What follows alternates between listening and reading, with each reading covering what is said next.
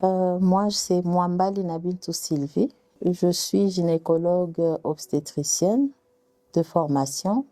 Je suis également chef de travaux à l'Université évangélique en Afrique. Boussime Jocelyne Barton.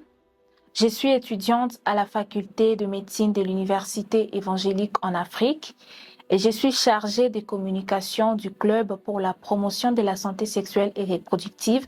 Je suis Daniela Hadimirindi, psychologue et clinicien psychothérapeute au sein de l'hôpital général de référence de Panzi dans son projet d'assistance aux victimes de violences sexuelles et violences basées sur les genres. Je suis Madame Koulila Mami. Je suis assistante psychosociale au sein du projet SVS logé dans l'hôpital de Panzi.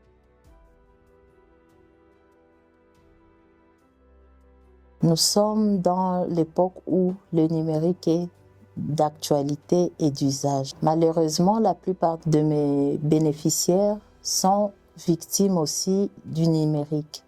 Elles ont soit été appelées, elles ont soit subi des harcèlements, mais aussi elles ont fini par être enlevées à travers ce numérique. Ça fait plus de 3 ans que nous sommes en train de recevoir des cas pareils qui viennent avec des plaintes de violences numériques. Et en réalité, ce sont des personnes qui nous viennent avec des charges émotionnelles intenses suite à tout ce qu'ils ont subi comme événements stressants, surtout lorsqu'il y a quelque chose qui n'a pas vraiment été bien pour elles. De ce fait, ces personnes nous arrivent vraiment dans un état d'instabilité sur le plan émotionnel. Ils viennent avec des idées et des pensées négatives. Et nous les accompagnons tout en les fournissant une prise en charge de qualité par rapport à notre approche, l'approche qui est centrée sur la survivante. Donc tout ce que nous faisons, ça cadre avec les besoins de la personne qui est venue nous voir pour chercher de l'aide. On est là, on est disponible pour que nous puissions soutenir cette personne sur le plan émotionnel, mais aussi l'accompagner pour qu'il puisse se sentir encore intégré dans la communauté, dans la société, malgré les atrocités subies suite à ces violences numériques. Personnellement, je n'ai jamais été victime de violences numériques. Cependant, en tant qu'étudiants, nous avons été sensibilisés face à ce problème, que ce soit par des conférences, que ce soit par des débats ou des discussions formelles et informelles dans le milieu académique. Néanmoins, nous ne pouvons pas ignorer qu'au fil des années, nous avons été confrontés à ce genre de problèmes, que ce soit par des vidéos ou des photos de contenus privés qui ont été publiés ou encore des personnes qui ont été humiliées en ligne. De ma part, je dirais que toutes ces personnes-là qui partagent les informations des autres sans leur consentement, déjà c'est une violence, parce que la violence, c'est un acte qu'on fait à quelqu'un sans consentement. Et quand il y a des cas pareils, il faut que ces gens-là soient punis. Et une fois au retour dans leur famille, même les familles portent la honte. Et c'est toujours un défi car nous sommes limités par rapport aux lois appliquées dans notre pays par rapport à la violence numérique. Alors que dans d'autres pays, on respecte les droits de toutes ces victimes. Tout d'abord, il faut savoir que le service de survivants de violences sexuelles, c'est un sous-service du département de gynécologie obstétrique de l'hôpital de Panzi.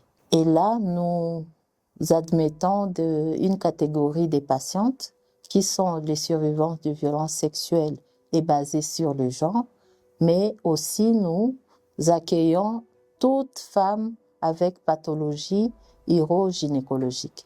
Alors, comme défi, c'est par rapport à ce que nous faisons comme travail, parce que nous coordonnons le service médical du service de survivants de violences sexuelles et nous avons une grande équipe. L'équipe est constituée de médecins, des infirmiers, des anesthésistes et à côté, nous avons aussi une équipe de psychologues, des assistantes sociales et des psychiatres. Et en coordonnant ces activités au bénéfice de survivants de violences sexuelles, nous nous retrouvons avec comme défi de ne pas répondre à la demande de nos bénéficiaires par rapport à la réparation de cas de victimes du numérique. Nous pouvons dire qu'il y a vraiment des changements positifs que nous sommes en train d'observer par rapport aux plaintes que les victimes présentaient dès le départ. Nous avons mené des évaluations initiales, on avait évalué l'état dans lequel ils sont venus. Et puis au finish, on avait fait la réévaluation et nous avons constaté qu'il y a un impact positif par rapport à la prise en charge que nous sommes en train d'offrir à ces personnes qui viennent nous voir pour la consultation et pour le soutien psychologique et psychosocial. Parce qu'il y a plusieurs rôles que les psychologues jouent en accompagnant ces victimes.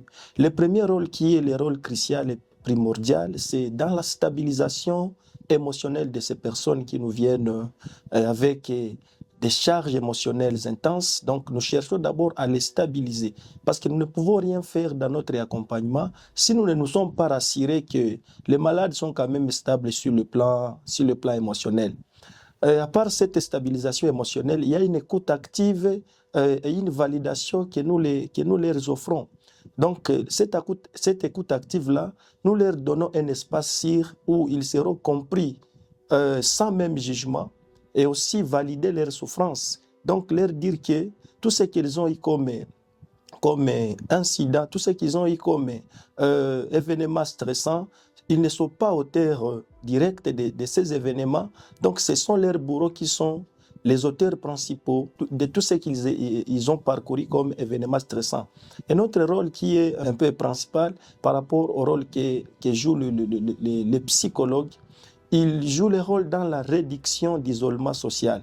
Nous cherchons à réadapter, à réasocialiser encore ces personnes pour qu'ils puissent intégrer leur famille. Et aussi, notre rôle, c'est dans le renforcement de l'autonomisation ou le renforcement de la capacité de résilience. Vous savez, la plupart des personnes, lorsqu'ils ont subi de ce genre des événements stressants, leur estime de soi est en baisse.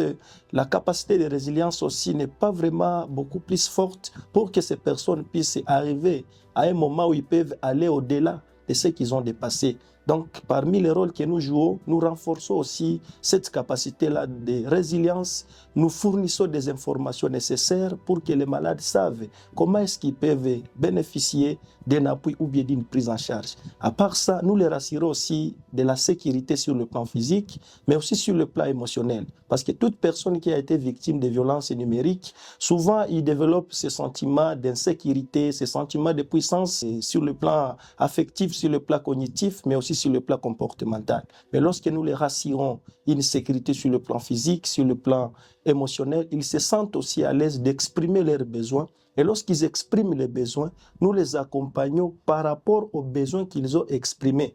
Parce que notre prise en charge, elle est centrée sur la survivante ou bien les survivants.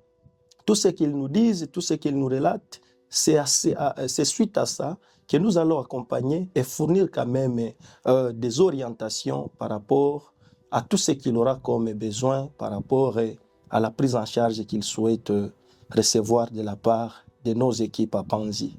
En ce qui concerne les formes des violences numériques qui sont les plus en vogue à Bukavu, je parlerai des screenshots, des captures d'écran qui sont repris et publiés pour des critiques, pour des moqueries, que ce soit dans des groupes WhatsApp ou dans des groupes Facebook. Et il ne faut pas ignorer que ça peut commencer d'une simple discussion entre jeunes, entre étudiants, et ça vire directement et très rapidement vers quelque chose de vraiment viral, de complètement viral. En ce qui concerne les autres formes, nous ne devons pas ignorer qu'à une certaine époque à Bukavu, nous avons vu des partages, des vidéos, des photos intimes qui peuvent aller du sextortion jusqu'à des revenge porn qui étaient à monnaie courante à une certaine époque. L'impact de ces vidéos sera sur tous les plans, aussi mental, santé mentale, que physique, qui est psychologique. Et on peut voir que les victimes vont se renfermer sur eux les victimes auront un isolement social. Comme exemple, nous avons vu une collègue à une certaine époque qui a connu ce genre de violences.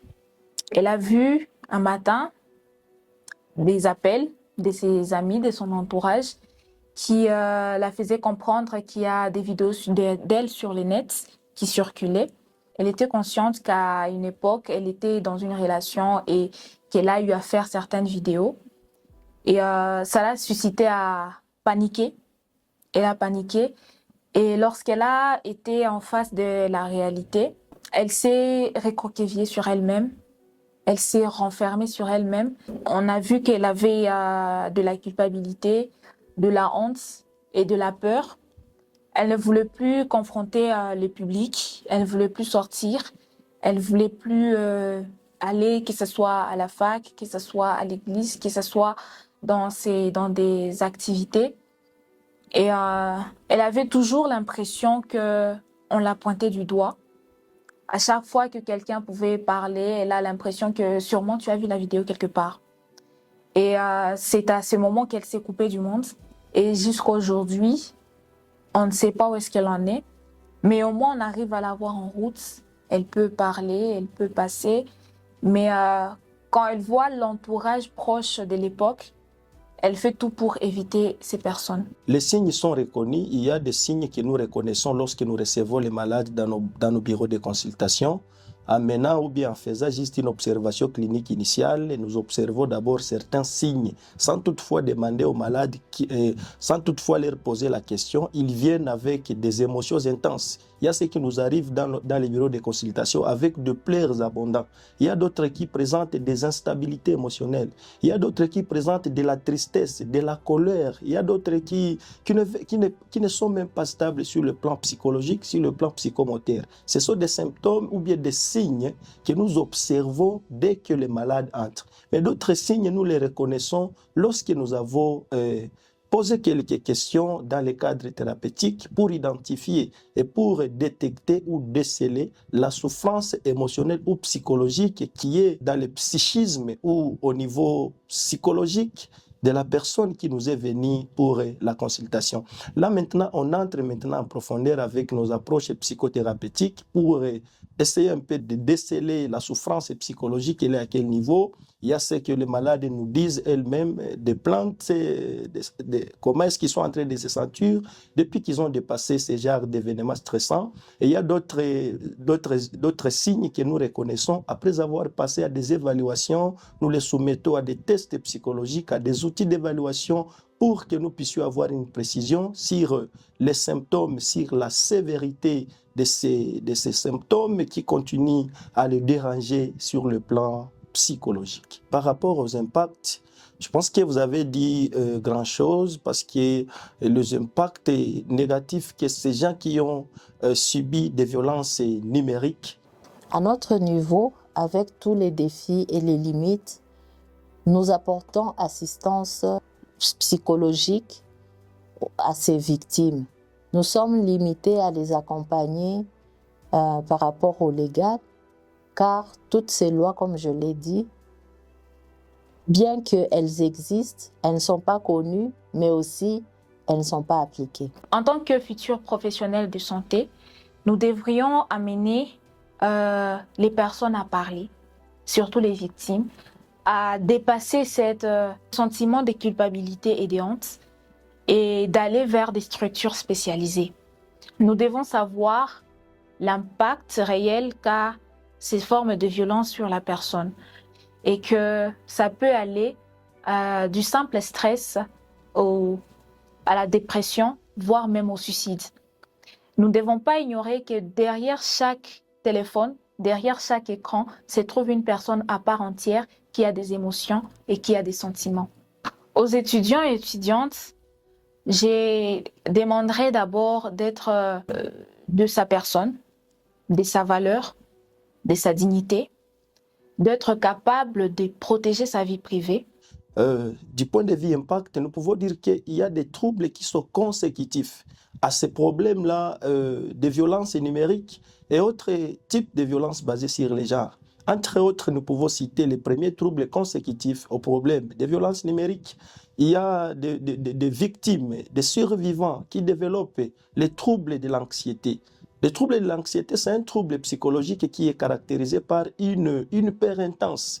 La crainte, il y a les inquiétudes, parfois il y a des tremblements, des palpitations. La personne ne se sent pas vraiment qu'il est dans son bain quotidien. Il y a d'autres signes, le temps ne nous permet pas que nous puissions entrer en profondeur par rapport aux symptômes qui manifestent qu'une personne est anxieuse ou une personne a développé les troubles de l'anxiété. Le deuxième trouble consécutif au problème des violences numériques, c'est la dépression. La dépression, c'est un trouble psychique ou psychologique qui est caractérisé par une humeur dépressive. Cette humeur est accompagnée par des tristesses intenses, par le sentiment de culpabilité, par le désespoir. Il y a même des fois où les victimes de violences numériques arrivent à un moment donné de dire qu'ils ne se sentent plus à l'aise de vivre. Il y a d'autres qui développent même des idées suicidaires, une culpabilité ou le sentiment de nullité. Il y a d'autres qui ont même une baisse performance intellectuelle. Surtout les étudiants qui sont victimes de ce genre de violences. Souvent, ils sont découragés, ils sont démotivés, ils ne peuvent plus faire de la même sorte qu'ils faisaient. Il y a une baisse significative même de la capacité intellectuelle suite à ces violences. Il y a aussi l'autre trouble consécutif, c'est le syndrome de stress post-traumatique ou l'état de stress post-traumatique qui s'installe aussi, qui est donc la personne commence à vivre, à revivre encore la situation. Donc ce qui a été passé, le vécu donc. À toutefois, quand il se souvient de ce qu'il a eu comme incident, surtout les filles ces derniers temps, ils sont victimes de publications de leur nudité au niveau des médias, au niveau de l'Internet. Et avec tout ça, lorsqu'ils voient sa nudité déjà à l'extérieur, lorsque tout le monde connaît que c'est comme ça qu'il est sur le plan physique et autres, lorsqu'il se souvient de ces images, lorsqu'il se souvient de ces événements, ça lui ramène à faire des reviviscences. Il commence à faire ce qu'on appelle les flashbacks. Il y a même des fois qu'il peut avoir des rêves terrifiants que nous appelons dans le langage psychologique les cauchemars. Et à part ça, il peut avoir des évitements, il peut s'isoler sur le plan social, les troubles des sommeils, il y a même les troubles de la mémoire, comme l'amnésie qui peut s'installer, la personne commence à oublier, la personne développe une certaine irritabilité ou excès de colère, et vous allez comprendre qu'il y a des conséquences, des impacts vraiment négatifs sur le plan santé mentale, sur le plan psychologique. En résumé, qu'est-ce que je voulais dire? Je voulais parler par rapport à ces impacts à 3 niveaux. Je voulais parler d'abord sur le niveau cognitif. Quand je parle du niveau cognitif, je vois le fonctionnement de la pensée. Il y a déjà des souvenirs de tous les temps qui sont répétitifs par rapport à la situation. Il y a ces sentiments là-bas de culpabilité. La personne commence à voir qu'il est nul, il ne peut plus faire quelque chose dans la vie.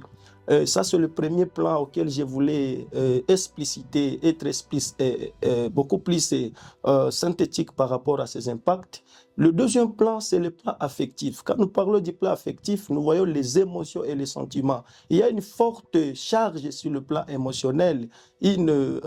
Donc, la personne ne saura pas faire ce qu'on appelle les catharsis émotionnels ou le déchargement. Mais lorsqu'il est en face de psychologues, de penseurs qui sont formés dans la gestion des cas de violence basés sur les genres, mais aussi les violences numériques, nous leur aidons à reprendre et encore à se reconstruire sur le plan émotionnel, à se rétablir et continuer avec la vie comme d'habitude. Le dernier élément, c'est le plan comportemental. Sur le plan comportemental, ces personnes qui ont été victimes de violences numériques, vous allez constater de l'agressivité. Il y a d'autres qui ont des comportements anormaux, qui commencent à poser des actes qui sont des actes inhumains. Il y a même ceux qui développent l'hypersexualité. Il y a ceux qui développent l'hyperactivité suite à tout ce qu'ils ont dépassé comme événements stressants ou événements traumatiques. Voilà, en termes des impacts, qu'est-ce que je devrais dire par rapport à la question qui m'est adressée par les chargés de communication. En termes de stratégie, je serai un peu plus synthétique parce que nous avons plein de stratégies. Nous avons beaucoup de méthodes que nous appliquons, les méthodes thérapeutiques qui aident au soulagement émotionnel, qui aident au rétablissement émotionnel. Et entre autres, je peux citer quelques grandes approches que nous utilisons pour reconstruire, pour rétablir la personne sur le plan émotionnel. Je commence par une écoute active. Il y a d'autres personnes qui pensent que l'écoute active, ce n'est pas vraiment une des approches ou techniques qui peut aider, mais je vous rassure que c'est une technique vraiment primordiale parce que nous ne pouvons rien faire si on n'a pas fait une écoute active.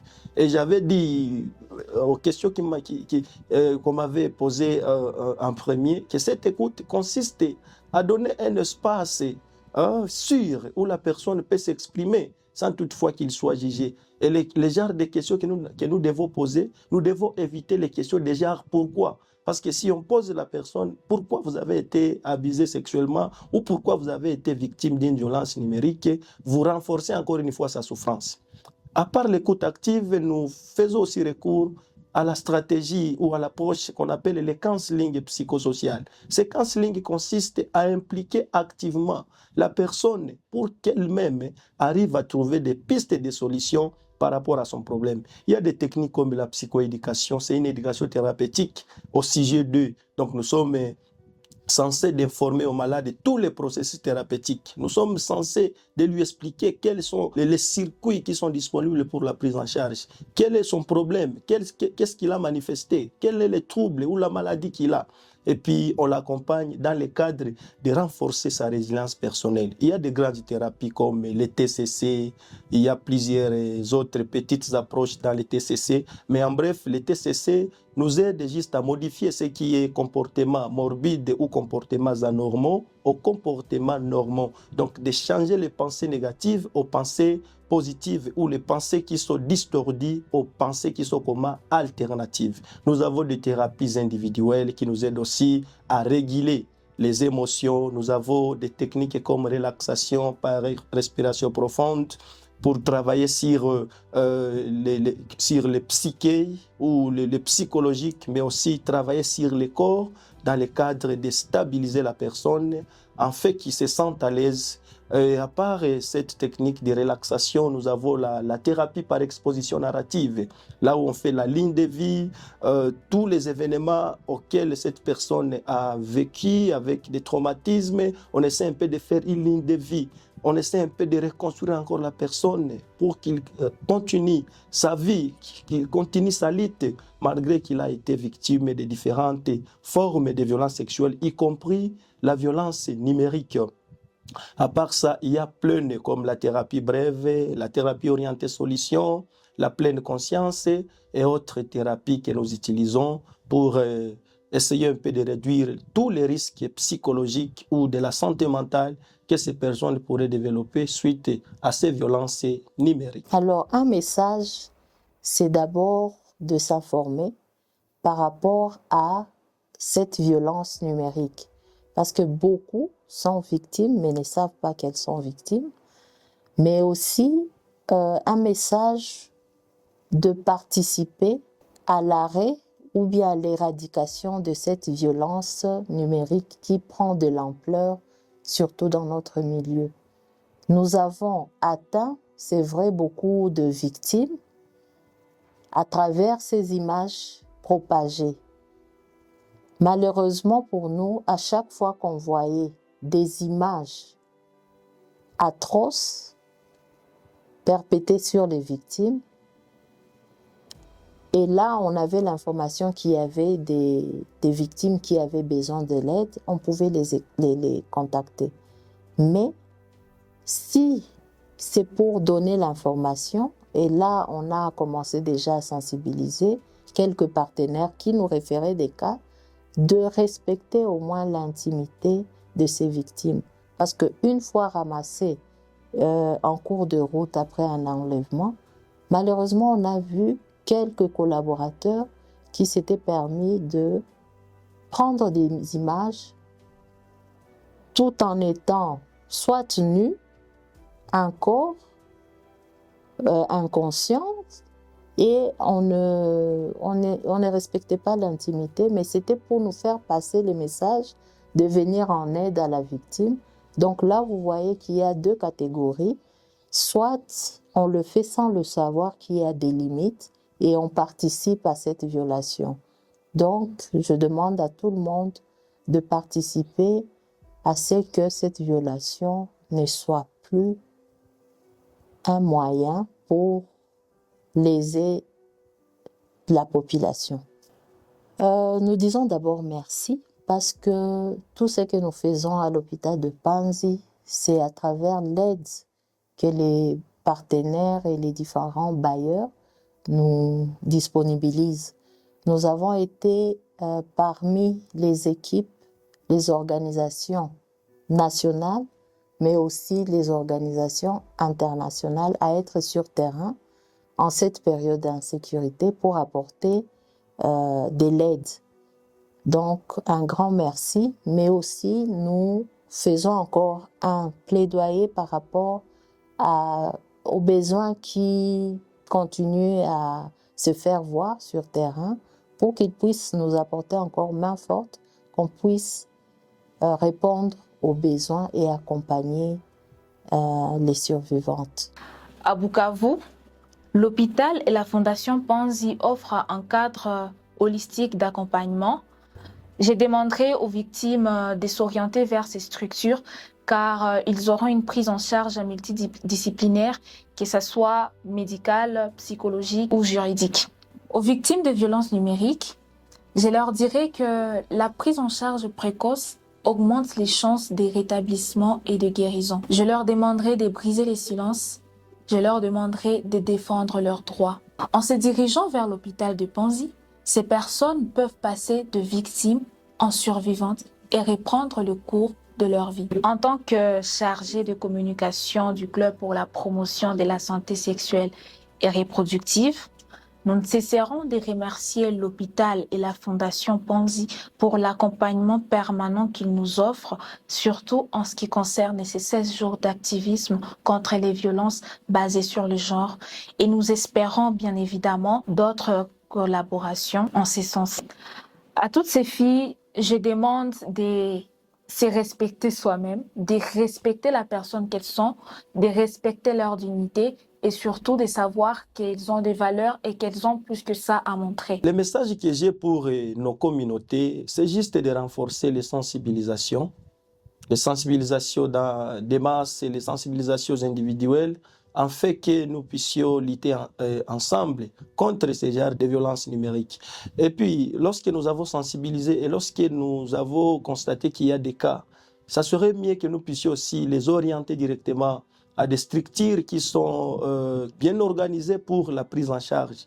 Mais aussi, nous devons dire à nos populations, à nos communautés, toujours d'avoir cette attitude-là de dénoncer lorsqu'il y a quelque chose qui ne va pas, lorsqu'il y a des trucs qui sont en train de circuler par-ci, par-là, qu'ils ont cette flexibilité, cette souplesse d'informer, de dénoncer.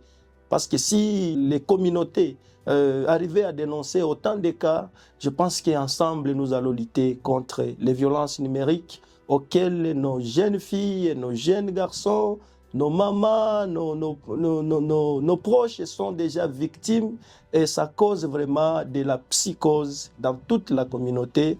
Ensemble, luttons contre les violences numériques et toute forme de violence basée sur les genres. Sur ce, s'il y a un cas qui se présente, il peut appeler notre numéro vert 084 31 90 000. Bienvenue à toutes les filles et femmes qui ont subi la violence numérique. Stop à la violence numérique en RDC. Stop à la violence numérique. Stop aux violences numériques faites aux femmes et aux filles en RDC et partout ailleurs. Virgule Griff Yambuka.